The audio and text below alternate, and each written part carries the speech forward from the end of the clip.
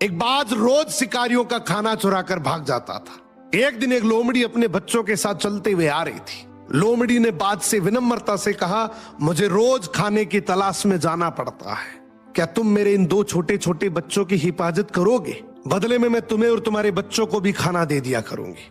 बाज बोला, ठीक है लोमड़ी बहन। लोमड़ी अपने बच्चों के साथ बहुत खुश रहती थी। एक दिन जब लोमड़ी खाने की तलाश में घर से निकली, उसके बच्चे बाहर खेल रहे थे। तभी बाज आया और लोमड़ी का एक बच्चा उठाकर ले गया।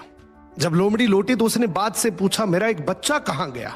बाज बोला, पता नहीं, अभी थोड़ी देर पहले तो दोनों यहीं खेल रहे थे, शायद एक कहीं गुम गया होगा। लोमड़ी बहुत रोई। अगले दिन फिर जब लोमड़ी खाने की तलाश में गई तो बाज उसका दूसरा बच्चा भी उठाकर ले गया। जब लोमड़ी वापस लौटी और दूसरा बच्चा भी नहीं मिला तो वो जोर जोर से रोने लगी और अब उसे यकीन हो गया कि उसके बच्चों को इस बाज ने खाए हैं। वो रोती हुई भगवान से बोली, मैंने तो इसको रक्षक बनाया था, लेकिन यही मेरे बच्चों का भक्षक बन गया। अब मैं तो इस बाज का चाहकर भी कुछ नहीं बिगाड़ सकती। इसके तो पंख है, ये तो उड़ जाएगा। तूने तो इसको पंख दिए हैं, तू इसका हिसाब कर सकता है।